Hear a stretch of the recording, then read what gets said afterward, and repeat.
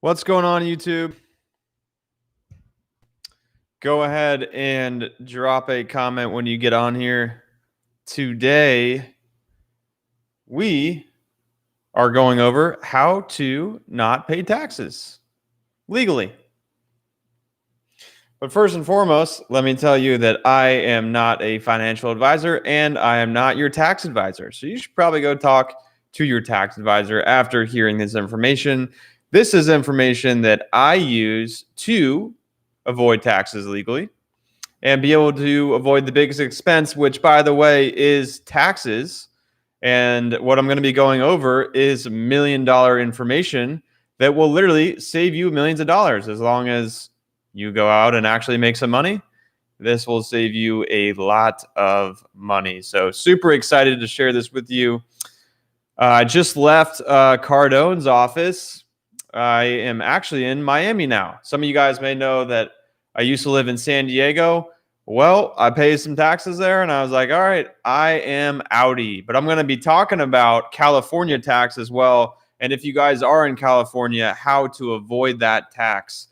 Because I did a few things that really helped me. So if you guys are watching this, please hit the like button. It obviously helps more people see this information. And I know this is super valuable information. So we'd love for you to hit the like button. If you have any questions, definitely drop it in the comments while I'm going through this. What's going on, Freddie? Thanks for joining. How I like to separate taxes, guys. Like I said, this is like the most important thing you could possibly understand as a business owner, because guess what? It's our biggest expense in life. Whether you like it or not, it is our number one expense in life, right? What happens when we make money? First of all, the government takes their share, and then we get to do what we want with the money that we made, which I actually like paying tax because guess what? We get to live in an awesome country with awesome opportunities. Now, if you're outside of this country, I'm sure you have opportunities inside of your country that allows you to live in a safe place and actually have internet connection. So I actually enjoy paying taxes, but I don't enjoy overly paying taxes. So this is how I separate it. There's really two forms of taxes. How you need to look at this is there is business income and then there is investment income. So I like to separate those two when I'm thinking about taxes, because those are really two separate forms of taxes, but you can get taxed at the same rate if it is a short-term gain, which is under a 12-month period. So let's go into your business income, okay? The first thing you need to do to avoid taxes, it is called itemization. So you need to be writing off, if you ever hear people say this, and this is why the middle class stay middle class, and this is why the wealthy continue to get wealthier and wealthier, is because they understand especially how to write things off on their business. What am I talking about? I'm talking about clothes. I'm talking about 35% of your rent. I'm talking about your vehicle. I'm talking about the money you spend on gas. I'm talking about your iPhone. I'm talking about water bottles that you need to buy you and your team, okay? There's so many expenses that we actually use throughout our lives that can be written off on a business. Even if your business isn't making money, you can carry forward losses. That is why it's so important to start a business, because guess what? You get to save. This is how you need to think about it. Every single dollar that you're itemizing, you are saving 40%. So if you're in the highest tax bracket, just on the federal level, you're writing off that expense that reduces your taxable income, which means that you need to be thinking about, hey, I'm saving 40%, because on that dollar that I'm writing off, I'm not paying taxes, because you only pay taxes on things that you write off, or on that you don't write off, on profit, right? So you pay taxes on profit. And that is why you'll see the biggest growth companies in the world, they grow into tens of millions, then hundreds of millions of dollars, and they don't pay taxes for like the first 5 years. It's because they are investing all into growth. So you'll hear, like, if you watch like Jim Cramer, like Mad Money, they're talking, oh, this company hasn't even made money. Like Tesla didn't make money for a while. And guess what? Now they're starting to be profitable, and now they're looking at moving states to save on the income tax, right? So that's what I just did in 2020, okay? I invested a ton of money into books, courses, mentors, connections, masterminds, ads, anything that's going to expand. We're building an app. Like, software, all this stuff I put money into because I knew I was in California and I knew I was going to be paying high taxes. So, hey, if I write off money now and that allows me to grow the business, which allows me to make more money in the future, well, then guess what?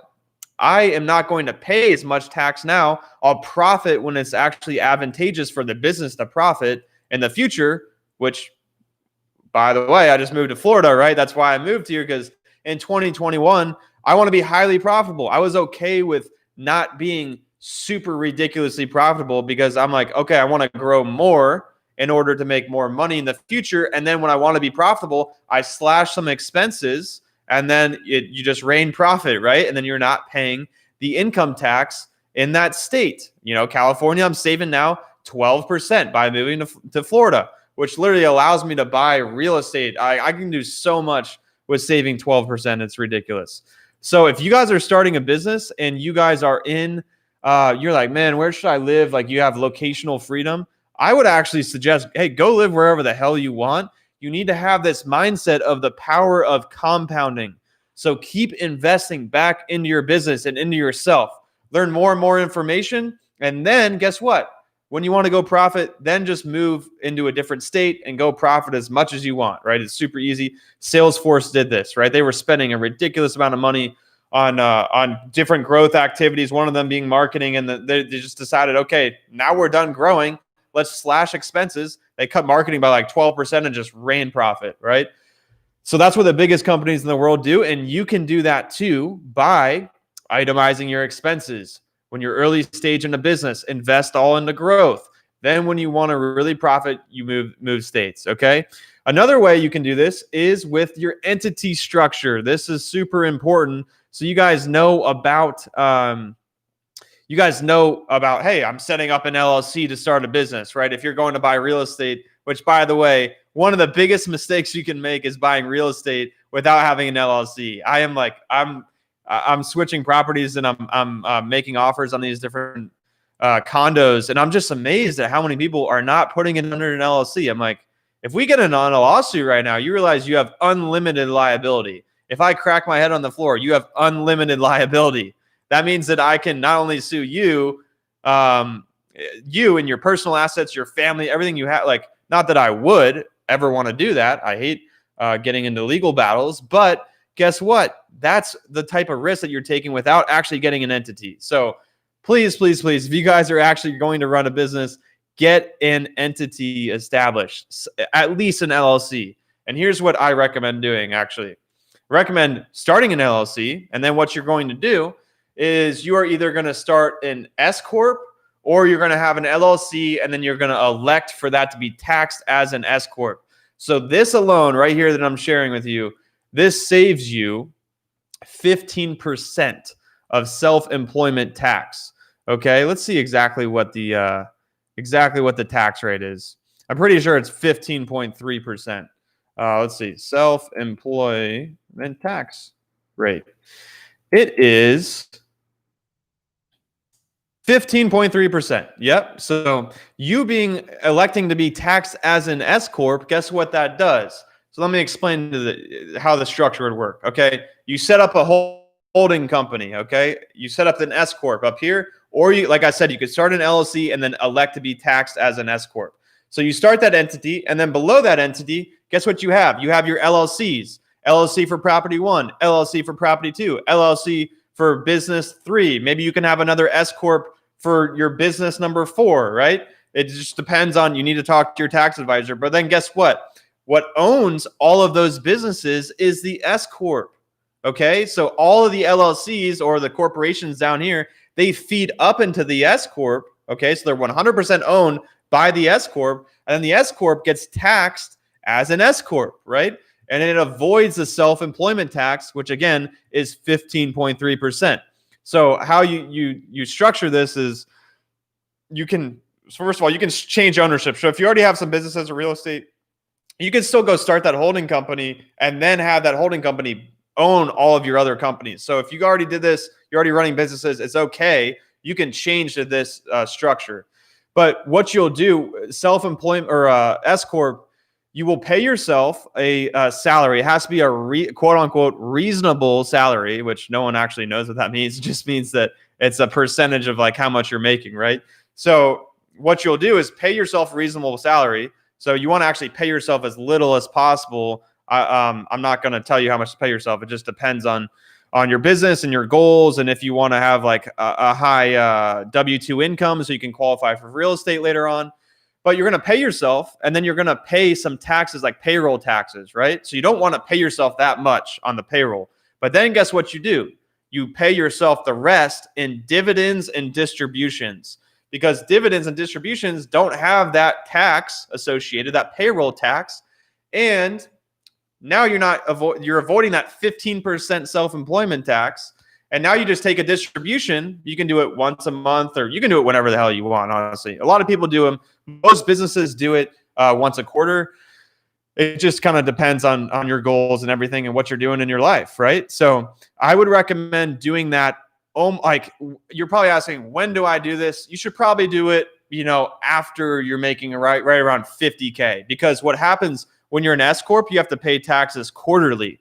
So every single quarter, you pay taxes, which means that, hey, you need to have conversations with your accountant and your tax advisor more often. You have to file more often. All that's higher expenses. So you don't want to take on those expenses when you're super early stage. So I really think like 50K of income is a sweet spot to where you should start to consider moving to that S-Corp election to avoid those taxes, okay? And then like I said, this is just super important. If you're an early stage entrepreneur, go move to California if you want to, but realize you're going to pay tax on the distributions and dividends and self-employment tax. But then when you want to actually be highly profitable, just move states. All right, that's what I just did. All right, now your investment income. This is super important. I wish that I could, I really wish I could share my screen on this, but I am going to possibly even just show you on my phone. And because I'm telling you, this is like the most valuable info you'll probably ever learn. And this is why billionaires and Deca and Hecta millionaires leverage credit. This is why I love the space that we're in, is because this is just so ridiculously valuable. So on the real estate side of things, how do you avoid paying taxes? So on your income, guess what? This is why so many people get into real estate. Let me actually help you guys explain or understand how to avoid taxes and why real estate is one of the ways to avoid taxes. The government pays businesses and people that provide necessities to the people within that country. Okay, so we all need a place to live. We all need some type of energy.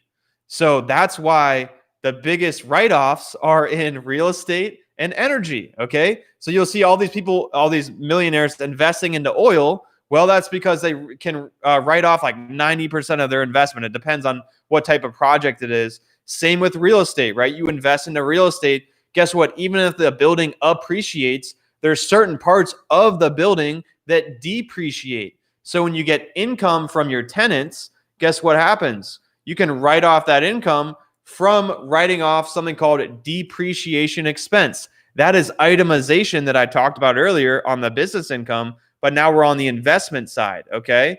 So the real estate company is really acting as, business income, but you're writing off the income from your tenants against the depreciation of the building, even if the building is appreciating in value, right? The building as a whole can appreciate, but the roof could depreciate. You got to put in a new AC. Your hot water tank goes out, a pipe bursts, like all this stuff, right? Those are all expenses that you write off against the income of the property. And then guess what? The most important thing, which I'm about to get into, is you can then get further leverage on the properties, right? And this is the same thing with your investments. So I'm going to go over, this is one of the most important rules within real estate. And this is how the wealthiest people avoid taxes. It's not just writing out that depreciation expense against the income. It is then you using a 1031 exchange. So after you sell a property, you have about 6 months to put the funds of the sale from that property into another property. And then guess what that does? That avoids the capital gains tax. So this is a huge, huge point you need to understand. Any investment that you buy, if you sell that within 12 months, so let's say you buy it today and you sell that 9 months from today, you pay your regular income tax rate. So if your regular income tax rate is 40%, now you're paying 40%. Let's say you made $1 million. Let's say you invested $1 million, and now it's $2 million. You sell the property or whatever investment it is, you sell it, okay? You made $1 million in profit. Guess what? You have to pay 40% of that to the IRS. So now you just lost $400K, okay? Because you're paying that 40% regular income tax. But if you would have held that investment longer than 12 months, guess what would have happened? You would pay long-term capital gains, which is taxed at a 20% tax rate. So you would have saved 20% right there.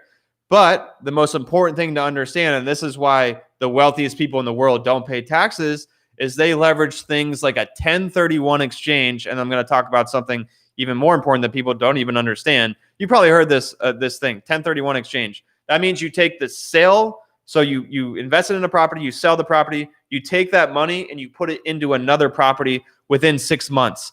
That avoids the capital gains tax on that. So if you would have made $1 million in profit, guess what? You don't have to pay capital gains tax. You roll that into another property. And that just allows you to continue to compound. Okay. Now, okay, what if you're like, okay, I don't want to invest in real estate. I don't have the time to do that. I don't want to build out a team. I just don't like it. I just want to buy Bitcoin and I just want to buy stocks. Honestly, I am more of a liquidity investor, because that allows me to do this, right? I just moved across the country. And yes, we have property managers and general contractors and all that in Columbus, Ohio, and Tyler Bassetti runs that side of the business for us.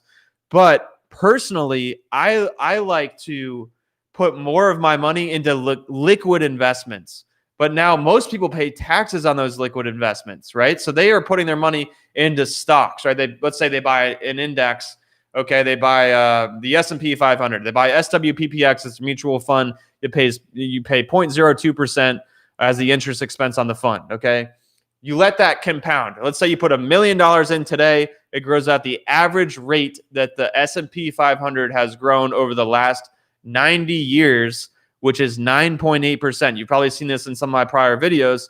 Guess what that $1 million turns into 50 years? In 50 years, that $1 million turns into $107 million, okay? So if I just make $1 million today, I put that in, it turns into $107 million. Now you're probably thinking, well, Jeff, now there's inflation, now there's taxes, now I got to buy gumballs, all this stuff, right? Yes, there's inflation, and that's why you want to put your money into assets, because if you're just in cash, you get absolutely wrecked, especially over the next 2 years. I've already made a video on this. But guess what? You don't need to pay the tax, because guess what you do? You just get something called a secured line of credit against the investments that you have in that brokerage account. So you go, like on Charles Schwab, it's called Pledged Asset Line of Collateral. So you're just literally getting an line of credit that's backed by the securities in your investment account. So that $107 million, let's say I want to take that $107 million, I want to go, let's say I need $80 million to go buy this business. Okay, I want to be an angel investor. So I want to go buy 20% of this business, and it's going to cost me $80 million. Well, I could sell $100 million of that fund. I lose 20% because long-term cap, that's 20%, right? So I just paid the government $20 million, okay? But instead, I'm not going to sell those investments. I'm going to take those investments. I'm going to get a line of credit against the investments, which, by the way, you can do this at pretty much any brokerage account. You usually just need over 100K of it in the account, which I'm telling you, all you guys are very capable of doing that. Don't ever think you cannot do that. Trust me, you can. Once you get that line of credit, guess what you do? Then you take the line of credit, you pull from the line of credit. And by the way, that rate is below 4%. If you have over $500,000, it's 2.75% from Schwab. It's super low cost money. It's like ridiculous. It goes lower than a mortgage. It's ridiculously low cost money. So you take that money, then you take the line of credit, you draw 80 million from that line of credit. You go buy that 20% in that business or whatever percent, doesn't matter. You go make that investment. Guess what you just did? You just saved $20 million from you not liquidating your investments. Okay. And then guess what? that line of credit that you use to go buy that business is going to generate income, right? As long as you make a smart decision with your money. And then guess what you do? You write off that 2.75% interest. That's an interest expense. So that goes into your itemization on your business expenses. Okay, so now you're writing off that interest expense against the income from that investment or from whatever business you want, right? And then now it would be from the investment that you made in that business. You would write that off against the income against that. Now, guess what? That 2.75% is more like 1.9%. Okay, because you're saving about 40% on it, right? And you're saving that $20 million. And here's the most important part. It's not even that you're saving on the taxes. It's the opportunity cost of you keeping your money compounding. So guess what would happen if we went from that? Here, I'll show you just literally on this on investor. So I'll literally just type in compound interest calculator. Yeah, I know you guys have seen this on my prior videos. This is probably the most important thing. If you can understand the power of compounding, this is the most important thing you could possibly understand, because this will make you to start thinking like a successful person, which is long-term thinking. If I can just compound at 8% a year for the rest of my life, I'm going to be in a very, very great spot. And I truly believe I can compound at much more than 8%. So we're not going to contribute anything monthly. Like I said, it was just going to be 50 years. We're going to hold it for 9.8% a year, which, by the way, is the average the market has done. So you'll see, I just typed in those numbers. In 50 years, if you put in $1 million, you would have $107 million. Okay, so now guess what? We saved that $20 million on the taxes, but now guess what we do? We had it in there for 50 years. Now we're going to have it in. We're just going to keep it in for 60 years because I took that line of credit and I bought that business. I didn't liquidate my investments. I kept them in the market compounding. So we're going to let them compound for another 10 years. And guess what? That's $272 million. Okay. So that wasn't just a $20 million tax mistake that the average person would have made by selling their investments to buy another business. That's actually more like, this is another 170 million. This is like a $190 million mistake. That's what the middle class make over and over again. Maybe it's not on that scale, but I'm telling you, that's what the middle class aren't taught that. And definitely the lower class are not taught that. And that's why I'm here teaching this. Okay. So that's one simple way. Another thing that I do is like I use IULs as well. I just have an IUL. They're super high expense, but the thing is they make sense, especially, and I'll talk about this in another video because this could be 30 minutes of an explanation, but they grow tax-free and allows you to take loans against them as well. So I have an IUL on my mother, and guess what? I control all the investments. I own all the investments. I contribute to it yearly, and I have all the benefits of an IUL, but she has the actual life insurance. Okay, so she has a $500,000 life insurance that gets distributed to her beneficiaries, and then I can take loans against my investments that I've put in there, and guess what? I cannot even pay that at all. I don't even have to pay the interest and the principal back. I just pay that when and if it's inevitable. Everyone's dying at this point. When she dies, they'll take it out of the death benefit, so you don't even have to pay the interest on it. Okay, that's what is crazy about once you start understanding the game of wealth, you start understanding taxes. This is how making these little changes in your mind and understanding this information is going to save you millions, if not tens, if not hundreds of millions. Okay, so that's another way. I'm trying to think if I want to go into anything else. I mean, one last thing I want to say, and I'm going to do a whole nother video on this, is just you guys got to be so cautious of how much you're paying in fees. Okay, you would think, let's just go back to I want to help you understand this. This is I show this on our consulting calls all the time with the programs that we run, and people just absolutely crap their pants. They just literally, they don't even pull it on their pants. They just poop in their pants. And I'm like, what's this? What's that smell? No one can tell me what it is. And then I realize, oh, it's because the information I just showed. So a little forewarning for you, you may poop your pants. All right. So going back to the point that I was making, all right, you put $1 million in an account for 50 years, compounds at the average rate 9.8%. It's 107 million. But let's say that you did not listen to this video and you want to go pay 1%, which is, by the way, actually a pretty good rate. Most people, the average 401k is 3% in expenses. So I'll show you what 3% looks like. I'm going to show you what 1% looks like. Let's say that you just pay 1%, okay, which is pretty much industry standard at this point. You pay 1% for someone to manage your money into simple mutual funds like this, right? And that takes your return, obviously, from 9.8% down to 8.8%. 8.8. Let's look at, so you'll see, I just typed in 8.8%. I didn't change any other numbers. I'm going to hit calculate. Let's see what this changes on our investments. $67 million. That's $40 million from paying 1%. 40 with 6 euros after that. $40 million from 1%.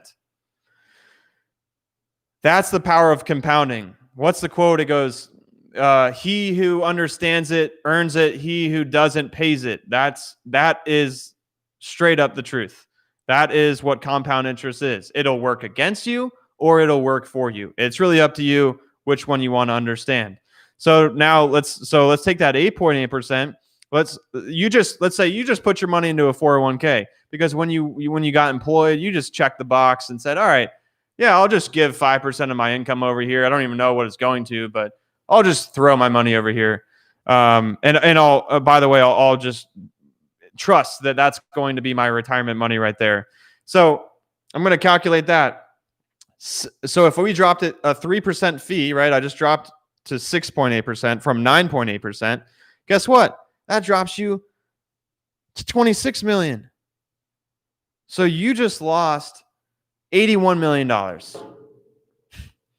from understanding that. I'm paying 0.02% to earn 9.8% a year. 0.02%. And that's an SWPPX and Charles Schwab. I just dollar cost average the market, super long term. I'll never sell it because of what I just talked about, how to avoid taxes. You don't sell your investments. All you do is you get loans against them, because guess what? Credit and debt is tax-free. That's not income. It's credit and it's debt, and that's tax-free. And the interest is a write-off. All right. Hope you guys got some value from this video. I am just going to look through. Yeah, exactly. 1031 and depreciation. You're exactly right, Freddie. Yeah, for sure. I would just look. Make sure you understand, Freddie. Like I said, I love Cardone. I've invested hundreds of thousands of dollars, and that's no exaggeration, with them directly, and not, by the way, not in their investment fund, because we have our own investment funds. But anyways, if you go and invest with them, it's the same thing that I just explained. Make sure you're aware of the fees that you're paying, okay? So just make sure you look at those fees. They're an awesome team, awesome group. I really believe in what they're doing. Love literally every single person on their team, and I just met like 80 of them in their office all morning. So yeah, love that.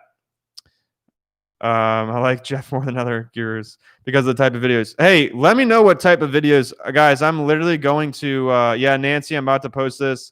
Thanks for the awesome info. Appreciate it. Positive energy. Appreciate you just literally making your name Positive Energy, right? Love the, I love positive energy. Claim massive losses. Yeah, there I saved you at least 20 minutes of your life. No, there's a few other things. But yeah, that's itemization, right, Nick? That's super important. For real estate, shouldn't you just limit your deductions? It really just depends on your strategy, Alan. Yes, but dividends and distributions, that's exactly how. So you're going to avoid that self-employment tax, right? Rewatch what I just said a few times, and then talk to your advisor about it too, because like everyone's situation is different. So like, don't take me for, I'm not writing the Bible here, right? Once you watch this info, go talk to a professional. Go pay them a couple grand, or like literally just get around people that are making money and say, hey, what are you doing for taxes this year? Like I have people call me all the time.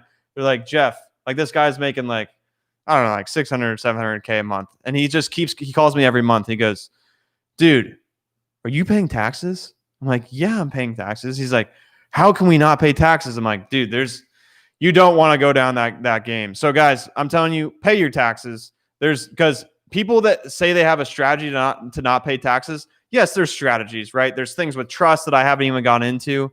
There's all these cool things. But there's some people that take the risk, and it's a gray area. And you don't know that you're not actually legally allowed to do that until like 3 years down the line. So I would rather pay the tax, sleep well at night, know that I'm actually being a responsible resident of this country, and then play by the rules, right? Do that. What's the line of credit called? So, and when I was at Chase, this is something I learned and this is why sometimes it's worth working in corporate, because I worked in corporate for 19 months specifically at Chase. I worked for a few other banks when I was in college, but this, what it's called, securities-based line of credit. That's what most of them are called. Again, at Schwab, it's called pledged asset line of collateral or line of credit, excuse me. So SBL, I worked right next to the SBL department. So they were constantly underwriting all these portfolios with all these high net worth investors. And I was like 12 inches from the SBL department. They were right next to me. So I understood, okay, all these guys are like, they're leveraging some insurance. Then they keep getting loans against their investments. Why are they getting loans? Oh, it's to avoid taxes. That's what it's for. Just jumped on the live. Yeah, I'm going to I'm not really talking about stock dividends, but it's pretty much the same thing almost. But it's a form of like business income where you're paying yourself dividends. You can pay yourself in the form of dividends when you own your own company. I am going to go ahead and save this live. Yeah. Appreciate you guys. Yeah. So Colby, I talked to Grant Cardone for literally like 40 minutes in his office this morning, and got some big changes coming. So I'm definitely going to update you guys on the credit side of things, like learning. I think it's yes, we still have like a credit program. Really, I don't really sell like that many courses anymore. I want to, because I know the value of them, right? I mean, I explain everything on videos and stuff, but it's just all in different places. You want something that's put together. The most valuable thing you can do is save yourself time.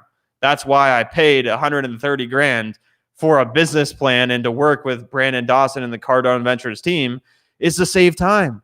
I could go build a $100 million company. I know I could, but do I want to do that when I'm 60, or do I want to do that when I'm 34?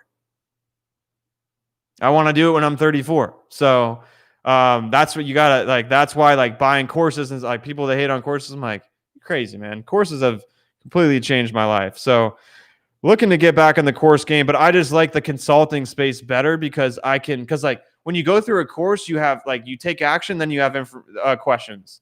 And it's like, you got to have some type of like support to get you to that next level. So acquired services, going to acquire your business credit. Awesome. Love that, Freddie. Would love to, if you're in FIA, that business credit program we just launched.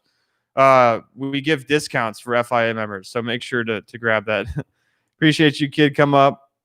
What are your thoughts on SBA giving money for startups? I hope they do. There's a lot more grants for nowadays, especially for ethnicities. So if you guys are like in a minority, like you're Hispanic or Latino or something, make sure to go look. It like literally just type it in on Google. There's a lot of those loans going around for like startup business, like seed money, where you can get up to $50,000 to start a business. So I've seen a lot of those going around. SBA is more like they like to see like that you have credit on your business. That's why like building business credit is important, because when you go to the SBA, they want to see over an 80 paydex score. But anyways, I can go into that on another video. I'm going to hop off here because it's been 35 minutes. I thought I was going to talk for 10 minutes. All right, guys. Thanks so much. We'll see you on this next one.